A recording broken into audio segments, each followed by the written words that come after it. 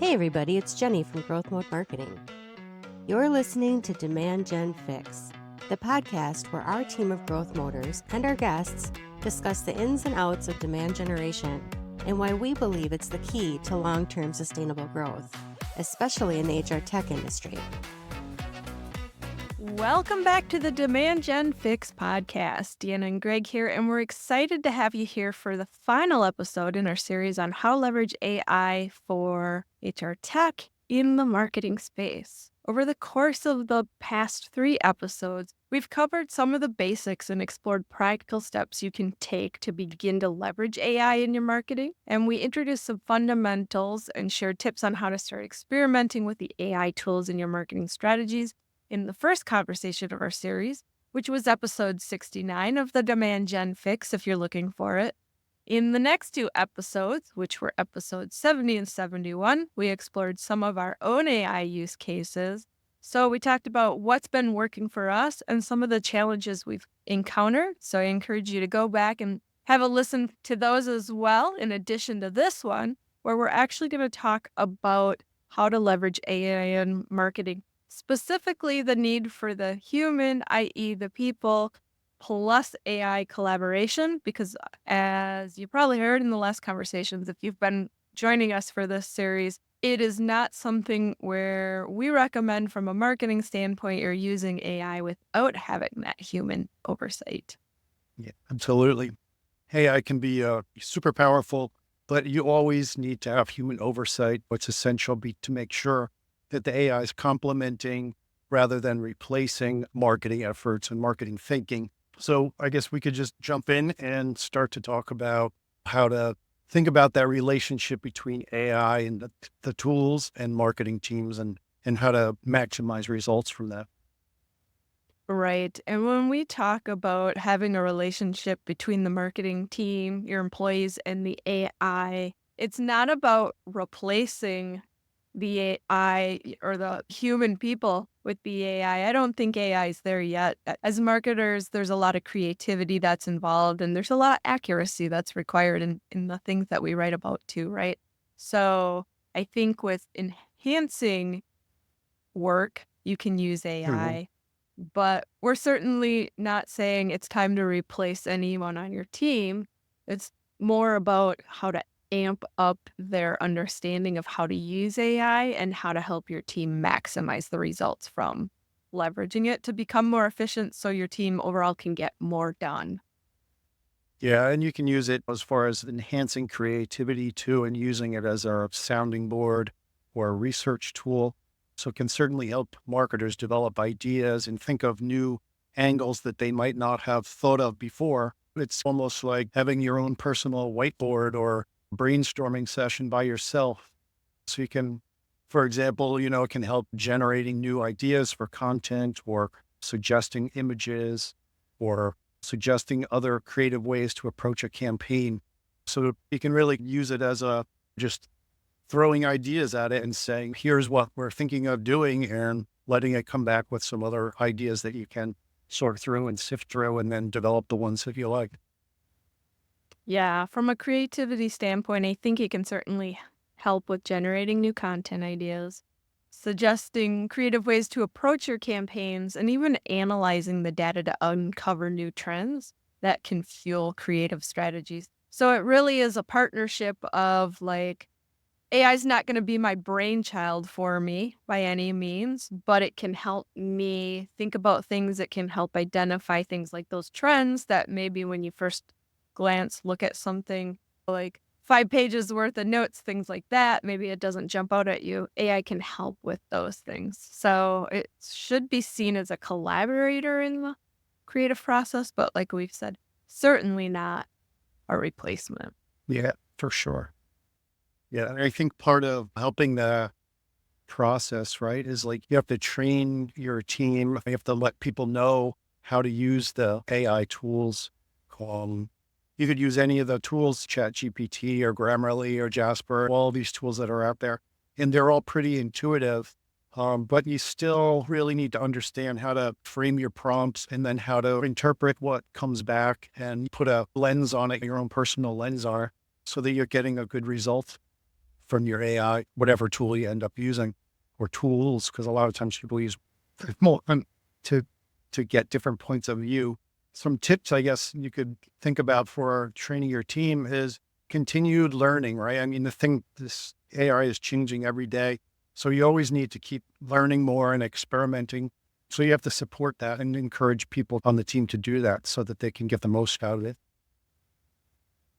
I think those are great points, Greg. And at the end of the day, when you go into these tools, you're right, they're pretty intuitive on a user interface level. If anyone's gone into ChatGPT, you can see there's not a lot to it that you see up front on the user interface.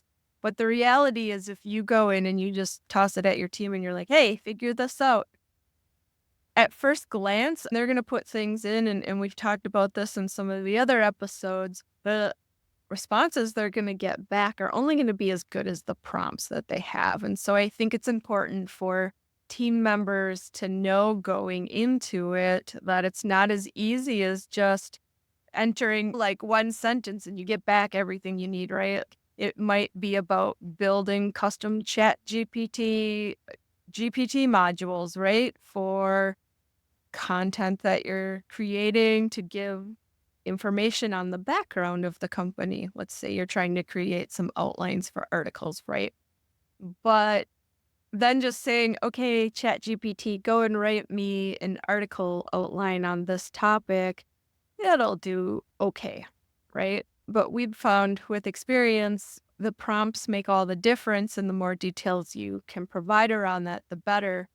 But even just using ChatGPT and some of the other AI tools that are out there that can assist with marketing, you learn over time, like there's the more detail and the more specific information that you feed into the tool, the better the output's going to be. And sometimes when you don't get good stuff, it's like, is the problem the tool, or is the problem you're not asking the right questions of it and not giving it enough information for it to do a good job for you?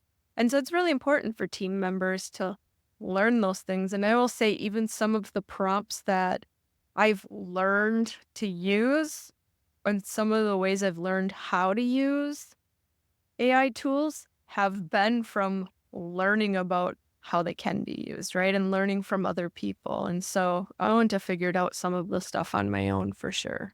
Yeah, definitely. And we do it here. Like when you find something that works and it's like, hey, did you know you could do this? Or have you tried this yet? So I think it's important as a team to be able to share your best practices. How did it work? What's working? Like, how did you set it up? Did you put in different steps? You could even hold little workshops, right? If somebody seems to be a power user, let them come in and teach the other people on the team, like, hey, this is what we're doing on over here, and this is working for us.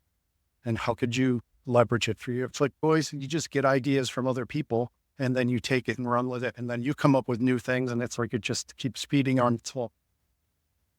Right. And as your team is learning it, I think there is value in sharing with each other the things you learn. So it's not everybody goes off by themselves and they try to figure it out. And this person figured it out, but this person hasn't.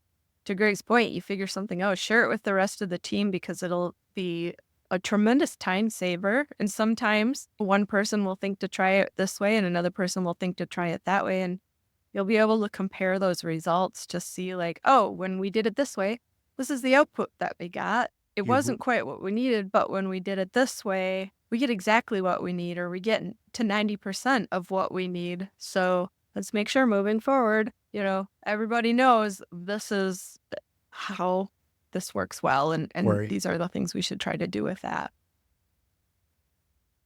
Yeah. So I think it's also important to remember, we touched on it already, but the importance of humor.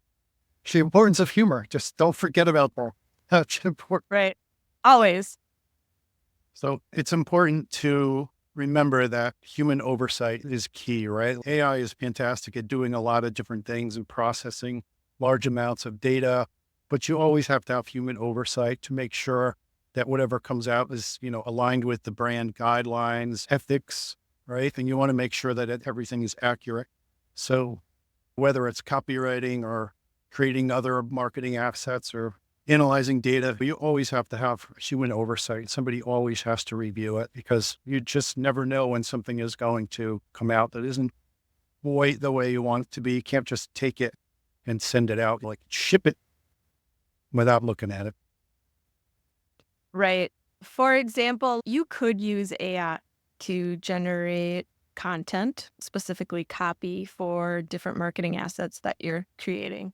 But I would never take that copy and just run with it. You definitely need your marketers to refine that content, make sure they're adding in the brand voice, ensure it aligns with campaign goal, make sure it's accurate, there's no hallucinations in there. For example, I've seen when I've asked for information from ChatGPT, for example, and I'm like, pull some statistics into this copy that you're writing, and then it does, and I'm like, oh, this is a great statistic. What is the source for it? It's actually come back ChatGPT and said, oh, I made that up. So you have to absolutely look at those things and make sure that it doesn't sound like it came from AI. Like maybe when you're having content created by ChatGPT or any of the other AI tools out there, Grammarly, there's a lot of options from a marketing standpoint that you can leverage that it does sound like it was written by your team and not by the AI. And it does carry your brand style and tone and any of those other elements that you need to take into account, and it's accurate as well. Yeah. Yeah. And obviously for any data analysis or anything involving that type of work, it's really important to make sure that everything is correct. Sometimes it doesn't calculate. Sometimes numbers get wonky with it, and it doesn't come out accurate. So you just have to double check everything. It's just, if you think about it, I mean, we've been using the search engines for so long. It's ingrained in our head that, okay, well, I'm on this website, I'm searching for this. Do I trust it or not? Like, do I need to verify this? We already feel that way about searching. So it's the same thing with AI. It's only as good as the human who's overseeing it, right? Like, it's the same with a Google search. You could say, well, I found this on Google. Well, that doesn't mean it's true. And we all know that, right? But so it's the same thing with AI, and it's just vital to keep people in control of decision-making and checking and making sure that everything is correct. Absolutely. And another factor to think about with AI and why you need that people oversight to it is data privacy and even understanding, what you need to know around data privacy as it pertains to AI. Because I think it's a critical component, obviously, as HR tech companies that are building out AI solutions. You're no stranger to the fact that there are some ethical things, there's some data privacy things that have to be taken into consideration. And I think as you're using different tools, you need to understand what their data privacy policy is and how that adds an extra layer of complexity in how you're using those tools, given how that tool may or may not use the data that you input into the system. Yeah. And I say even with, that doesn't even sound right, but like creating content, just writing a blog post or a LinkedIn post or something like that. It's like you need to make sure that whatever you're doing with AI is in line with your company policies, or if there are some corporate guidelines or privacy regulations that the company has. You want to make sure, first of all, that you're complying with all of that stuff if it exists. A lot of companies don't have that yet, but obviously in the HR tech space, more of them do because they're more sensitive to that. But a lot of companies don't even have rules yet. So I think what you need to keep in mind, top of mind, is you never want to put any sensitive information, personal information, proprietary data into especially a free AI tool, right? Because I mean, it's just like everything else. If you get something for free, what are you giving away, right? So you're putting data in there. So if you're putting in proprietary data, then your free and your free thing is really not free. It's taking your own data. So want to be careful not to put anything that's sensitive into a free AI tool. And even with ones that you're paying for, just like LinkedIn recently changed their policy, right? And all of a sudden, everybody is automatically opted in to share their data with LinkedIn and their partners, unnamed partners, whoever they happen to be, right? So basically, whoever they decide to sell your data to train AI off of your LinkedIn posts or whatever you put there. So for the same thing with AI, you always want to go back every once in a while and just make sure that they didn't change the rules on you. Like double check, are my privacy settings still the same? Am I sharing anything that I don't want to share? So you want to just keep checking that every once in a while. Like you almost put a reminder on your calendar once a month. Let me make sure that nobody's changing things on me. Right. And a lot of the free tools, they're going to automatically share your information to help build the database, to help train it. And that's how ChatGPT, Claude, Gemini, all of these, that's how they work. And how they get better and better is they're taking everyone's data, right? And there's probably some things that you enter in there that you don't mind if that gets shared and trained with the public. But then there's a lot of information that may be more proprietary that you need to be mindful of before you share. Or, like Greg said, you need to go in and check your settings and make sure in that tool that you have it marked that you will not share that data. I think also you need internal guidelines to govern how AI interacts with customer data. So even in marketing, a lot of times we are working with customer data as we're building campaigns. So you want to be careful about implementing or inputting anything like that into the system as well, and ensure that any AI-driven campaigns are transparent about data use to build trust with your customers. So if you're taking their data and you're inputting it in any way in AI, you want to build that into the disclaimers on your marketing content so they know this is how we use your data. Yeah, I mean, at the end of the day, right, it's all about protecting the customer privacy and protecting your proprietary data. It's got to be a priority. So you got to figure out what's your best practices, what's your company policy for privacy and compliance. And then just you have to make sure you're safeguarding your brand at the same time because you don't want to start mixing your messages because you're using AI and it's changing up your, the way your company is perceived. Right. So another thing to think about is avoiding bias in AI-driven decision making. So AI models are trained on historical data, and that essentially means that they can unintentionally perpetuate existing biases. So for us as marketers, this can lead to a biased recommendation, customer segmentation, or even ad targeting. So it's essential to recognize this risk and take steps to mitigate this. And Greg, why don't you talk a little bit about how to avoid the bias in an AI tool? Sure. Yeah. I mean, it goes back to what we're talking about with this episode, right? It's like you have to have human oversight. So the human oversight is to obviously regularly review everything that comes out of the AI and make sure that there isn't any bias or any patterns of bias that you can recognize. You could also use different data sets or different AI models to double check or to use different things and reflect some variety in your campaigns. I know a lot of people will run their prompt through 2 different or 3 different AIs and to see how each one changes it, or they'll send it to 3 different ones, the same prompt, and see what comes out to make sure that there's no bias or anything with that in there. Again, it's always using human judgment to evaluate what comes out of AI, and especially when it comes to your targeting and messaging. So there's no bias in there. Yeah, and I think as a marketer using AI, it's important to build trust by being transparent about when and how AI is being used. For example, customers appreciate knowing whether they're interacting with a chatbot or a real person, and this transparency builds credibility. I think it's important to clearly communicate when AI tools are being used in customer service and marketing automation. I know sometimes for me at least, sometimes I get on and there's a chat bot and it's like you're not getting really the responses you want. And you're like, I hope this isn't a real person. And then other times you're getting these great responses and you're like, gee, I wonder if this is a real person.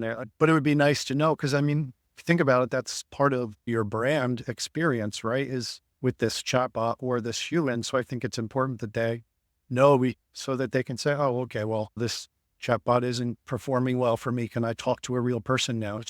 Sometimes people prefer the automated responses and they don't want to have to communicate with somebody. So I think it's important for them to know who they're talking to. For sure. And I think transparency in the creative process too also builds trust internally. So when your team knows how AI is being used in their workflows, it allows for better collaboration and alignment, and teams can more confidently leverage the AI without feeling displaced and knowing that their creativity is central to the final product. Because I think this is a big one. I know a year and a half ago, as a marketing agency here at Growth Mode Marketing, when we first started talking about let's look at AI, our copywriters and designers on the team, they were a little panicked about this. Like, that will never do as good of a job as I can. And we had to kind of take a step back and say, okay, let's talk through this. This is not about replacing anybody's job, nor do we think any time in the near future that this is just going to eliminate the need for you and you and you, right? It's more of a how do we use this as a marketing team, these tools to help us become more efficient and to reduce some of the tasks that are really time consuming, but maybe aren't as value added. And so, can it help speed up the creativity process? Because that means we can get more done in a week to help move the company forward, right? So, you've got to be mindful of that if you're a marketing leader and you're looking at AI, how your team members might react to it and where their head might go. And you just want to make sure you position it with them so there isn't this fear and avoidance of using AI. There's more of this mindset of let's get creative in how we use AI and let's really test it out and see if we can increase the output of work that we do as a result of this, because you can't get more time back in the day. There's only 24 hours in a day, 5 days a week, 8 hours of work. You can't really, no matter how much you need more, get more, right? But if you're trying to move fast and you're trying to get a lot of marketing work done, this may be one way without hiring additional people that you can keep the same team level of people on the team, but get more output. And I think that's especially important in this economy when budgets are tight and it's not as easy to go out and make additional investments to get more work done. Yeah, and you can definitely have that. Think of it, and we talked about it once. You think about the AI as an intern that helps you to get things done. As long as you can give good direction, whether it's doing a task or creating an outline or writing some basic copy for you, like it's just another part of the team. So you just have to realize it's really collaborative, sort of a collaborative effort, right? But it's with AI. It's not necessarily a human, but it can help you get more work done and maybe help you come up with some newer ideas. Another thing to think about as you're getting your team to embrace AI is making sure that you're avoiding kind of automation bias with generative AI. And that occurs when people over rely on AI generated outputs, assuming that they're always accurate. So I feel like when you get AI and it starts working well, this can potentially lead to complacency and missed opportunities for improvement. So you want to make sure to avoid that automation bias, that you're encouraging your team members to always question AI's outputs and verify data before implementing or using whatever outputs you're getting from it. And also always making sure that there's always a human review process in place to catch mistakes, to refine, to edit, to smooth out all of the AI generated content. Because if you're just taking what it produces, you're probably going to miss some things like hallucinations or the wrong tone for your brand style. I mean, there's all kinds of things you need to look at to make sure that it's what you need it to be and that you're always kind of learning what works and what doesn't with using the AI tools and just getting better and better at using it and making it more efficient. Yeah, it's funny because you start getting some good results, right? And you're like, oh, this is working great. And then it's easy to let Mhm. it flip and not spend the extra time to go back and double check it because you've been getting good results. But you can't, just like if you had an intern, you still have to double check what they're doing. So it's always important to have a critical mindset and look at it with like you said, the human eye. Absolutely. So, on this episode, we've explored how AI and human teams should work together to create more effective marketing content, programs, campaigns, all of the above, right? I hope the key takeaway is that AI is a tool designed to enhance, not replace your human marketing expertise. And by maintaining the right balance of automation and oversight, we think marketers can harness the full potential of AI while ensuring campaigns remain creative, ethical, and customer-centric. If you've enjoyed this series, make sure to follow or subscribe to the Demand Gen Fix and stay updated on future episodes. And if you have any questions or want to share how you're using AI in marketing, we'd love to hear from you. Thanks for joining us on the Demand Gen Fix, a podcast for HR tech workers, brought to you by GrowthMode Marketing. We sure hope you enjoyed it. Don't forget to subscribe for more perspectives on demand generation and B2B marketing strategies. Plus, give us a like. Tell your friends. We'll see you next time.